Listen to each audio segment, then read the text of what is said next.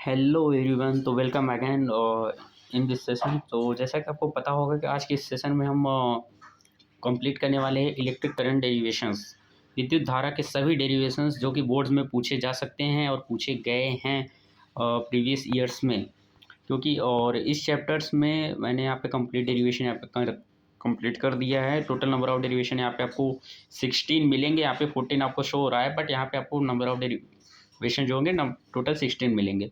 और ये काफ़ी इंपॉर्टेंट एंड लेंदी चैप्टर भी है, तो इससे 8 to 9 मार्क्स के क्वेश्चंस और विद डेरिवेशन बन ही जाते हैं। तो आज के हम इस 10 to 12 मिनट के सेशन में हम कंप्लीट कर लेंगे इस डेरिवेशन को। और इस डेरिवेशन का पीडीएफ मैं डिस्क्रिप्शन लिंक या फिर कमेंट बॉक्स में अपडेट कर दूंगा, तो वहाँ से आप इसे डाउनलोड भी कर सकते हैं। और काफ़ी इंपॉर्टेंट है, यहाँ पे हर एक कंप्लीट डेरिवेशन कराया गया, मतलब ऐसा नहीं है कोई भी डेरिवेशन आपसे स्किप हुआ हो। तो बिना देरी के हम स्टार्ट करते हैं। जैसा कि आपकी इन्फॉर्मेशन के लिए, मेरा नाम रितेश मिश्रा है और मैं भी क्लास 12th का भी इस समय स्टूडेंट हूँ। तो चलिए हम इस सेशन को अपने कंटिन्यू करते हैं। तो सबसे पहले मैं आपको इन्फॉर्मेशन मतलब डिटेल बता देता हूँ कि कौन कौन से डेरिवेशन हम कवर करने वाले हैं इस सेशन में।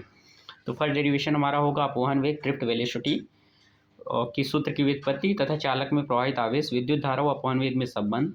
थर्ड, प्रतिरोधों का संयोजन, combination of resistance parallel and series line, series क्रम समांतर दोनों में।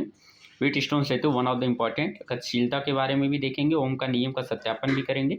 चालकता, विशेष चालकता, प्रतिरोधकता के बीच संबंध को भी हम देखेंगे एंड चालकता धारा घनत्व के बीच भी हम संबंध देखेंगे। समान ध्रुवता वाले संधारित्र को श्रेणी में उभयनिष्ठ विभव, विपरीत ध्रुवता को जोड़ने पर उभयनिष्ठ विभव तथा ऊर्जा उसमें ऊर्जा में हानि, विद्युत वाहक बल, सेलों का संयोजन, श्रेणी क्रम समांतर क्रम, मीटर सेतु एंड विद्युत शक्ति के सूत्र की व्युत्पत्ति, आरसी प्रतिरोध में आवेशन। तो अभी तक अगर आपको समझ में आ गया होगा कि इससे बाहर एक भी डेरिवेशन ना तो पूछा जा सकता है और ना तो पूछा गया है। तो कंप्लीट हम करने वाले हैं इस डेरिवेशन सीरीज़ के। हमने थर्ड चैप्टर में पहुंच चुके हैं। जैसा कि आपको पता है, लास्ट 2 चैप्टर के डेरिवेशन ऑलरेडी अपलोडेड हैं चैनल पे, तो आप देख सकते हैं। और तो सेशन को आप लाइक नहीं करते, लाइक भी कर दीजिए के लिए। चलिए हम स्टार्ट करते हैं अपने फर्स्ट डेरिवेशन से। तो हमारा फर्स्ट डेरिवेशन होने वाला है वो है अपवहन वेग ड्रिफ्ट वेलोसिटी, जिसे हम कहते हैं।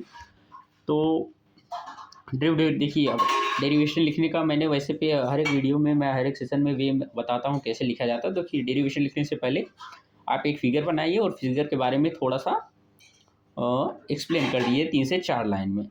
फिर उसके बाद अपने प्रूफ में कर दीजिए, क्योंकि एग्जामिनर को भी पता होता है कि आपके पास टाइम की कमी है। अपवहन वेग की बात करते हैं। अब मैंने थोड़ा डिस्क्रिप्शन ऐड कर दिया। जब किसी चालक को बैटरी से जोड़ा जाता है तो विद्युत क्षेत्र लगाया जाता है। तो इलेक्ट्रॉन जिस वेग से गति करता है उसे अपवहन वेग कहते हैं। यहाँ पे एक फिगर बना दिए, चित्रानुसार एक बेलनाकार चालक जो कि ई विद्युत क्षेत्र में स्थित है।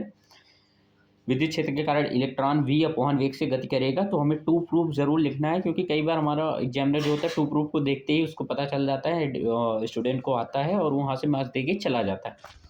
तो टू प्रूफ हम दिखा दिए कि जो हमें अपवहन वेग प्रूव करना है वो small e by M into torque. Torque यहाँ पे ये है वॉल्यूम, यहाँ पे ये टॉर्क जो है वो समय को दर्शा रहा है, याद रखना। तो इलेक्ट्रॉन पर कार्यरत सबसे बल लगाएंगे क्यू ई, एंड हम जानते हैं F equal to M A भी होता है। यहाँ से हम त्वरण निकालिए, A equal to E by M. Electron नियत त्वरण से गति करता है तथा इसका प्रारंभिक वेग 0 है, तो गति का हम प्रथम समीकरण लगा देंगे, जहाँ से हमें अपवहन वेग मिल जाएगा V D equal to small E capital E by M into torque. E यहाँ पे टॉर्क के यहाँ पे विश्रांति काल है, वी डी अपवहन वेग है और ई विद्युत क्षेत्र है, एम इलेक्ट्रॉन का द्रव्यमान है। आगे चलते हैं नेक्स्ट डेरिवेशन, चालक में प्रवाहित आवेश। ये भी काफ़ी इंपॉर्टेंट है। चित्रानुसार एक चालक, बेलनाकार चालक जिसकी लंबाई एल है, क्षेत्रफल ए है, हमें प्रूव करना है चालक में प्रवाहित आवेश क्यू इक्वल टू ना ले। याद रखें यहाँ पे जो स्मॉल एन है वो इलेक्ट्रॉन घनत्व है। तो सबसे पहले हम यहाँ पे इलेक्ट्रॉन घनत्व निकाल लेंगे। इलेक्ट्रॉन मतलब इलेक्ट्रॉन की संख्या, आयतन, आयतन को हम जानते हैं क्षेत्रफल इंटू लंबाई से भी डिनोट कर सकते हैं। हम जानते हैं q equal to n e होता है और एन का मान यहाँ से हमारा आ जाएगा घनत्व से एन ए एल। तो क्यू सिंपली हम q equal to n e में अगर वैल्यू पुट कर देंगे तो हमारा क्यू इक्वल टू ना ले आ जाएगा। मतलब लर्न करने का ट्रिक है, ना ले, बट यहाँ पे आपको याद रखना जो एन है वो इलेक्ट्रॉन घनत्व है, एल चालक की लंबाई है, ए क्षेत्रफल है ये, और ई इलेक्ट्रॉन पर आवेश है। धारा व अपवहन वेग में संबंध आई इक्वल टू वी ना होता है। जैसा कि चित्रानुसार एक चालक जिसकी लंबाई एल है बैटरी से संयोजित है, प्रूफ करना है आई इक्वल टू वी ना मतलब यहाँ पे वी जो हो जाएगा वो अपवहन वेग से, वी डी यहाँ पे अपवहन वेग है। हम चालक में प्रवाहित आवेश जानते ही हैं, हम जानते हैं I equal to Q by T होता है, और समीकरण 1 से इसमें मान रख देंगे तो आई इक्वल टू ये हो जाएगा। एंड अपवहन वेग हम जानते हैं है जो वेग या चाल इक्वल टू होता है दूरी बटे समय होता है। तो यहाँ से हमारा फाइनली जो रिक्वायर रिजल्ट आ जाएगा इसे हमें दिखा देना। तो सिंपली अगर आप इस प्रकार करते हैं तो आपको पूरे नंबर मिल जाएगा, बस 2-3 लाइन आपको हिंदी ऐड करते जाना है। इस प्रकार मैंने यहाँ पे किया है। और यहाँ प्रतिरोधों का संयोजन काफ़ी इंपॉर्टेंट है नहीं वैसे पे, क्योंकि 10th में ज़्यादातर पूछता है, बट यहाँ पे आपको आना चाहिए। तो यहाँ पे इसी प्रकार यहाँ पे फिगर बना दिया है मैंने, यहाँ पे दर्शा दिया है 3 प्रतिरोध R1 R2 आपस में श्रेणी क्रम में जुड़े हैं, इनमें सब प्रवाहित, याद रखना श्रेणी क्रम में समान धारा होती है, विभव परिवर्तन होता है। तो यहाँ पे दिखा देना है। और are net R1 + R2 + R3 और ओम के नियम से V = IR होता है। तो V1 V2 V3 का मान रखेंगे और V नेट में हम पुट कर देंगे, तो यहाँ से हमें रिक्वायर रिजल्ट मिल जाएगा श्रेणी क्रम के लिए R1 + R2 + R3 dash dash dash. समांतर क्रम के लिए भी एज इट इज़ आपको यहाँ पे देना है, बस यहाँ पे याद ये रखना है कि सभी पर विभव समान होगा किंतु धारा भिन्न होगी। तो यहाँ पे हम आई नेट की वैल्यू से यहाँ पे हम समांतर क्रम के लिए निकाल देंगे 1/R net = 1/R1 + 1/R2 + 1/I3। आपको ये हाईलाइट कर देना है, ये रिक्वायर्ड रिजल्ट में आ गया।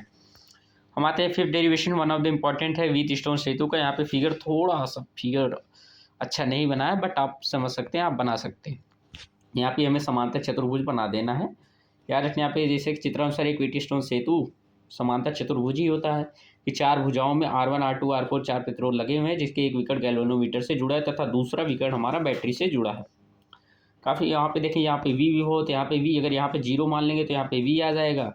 और सिंपली यहाँ पे टू प्रूफ हमें ये करना है कि R1/R2 = R3/R4 होना चाहिए, मीन्स इन दोनों का अनुपात इन दोनों के अनुपात के बराबर होना चाहिए। आगे हम चलते हैं। तो इसी प्रकार टू प्रूफ में हम दिखा दिए। और सिद्धांत अनुसार IG मतलब गैल्वेनोमीटर में धारा 0 होनी चाहिए और धारा 0 होने के लिए उनके सिरों पर विभव समान होना चाहिए।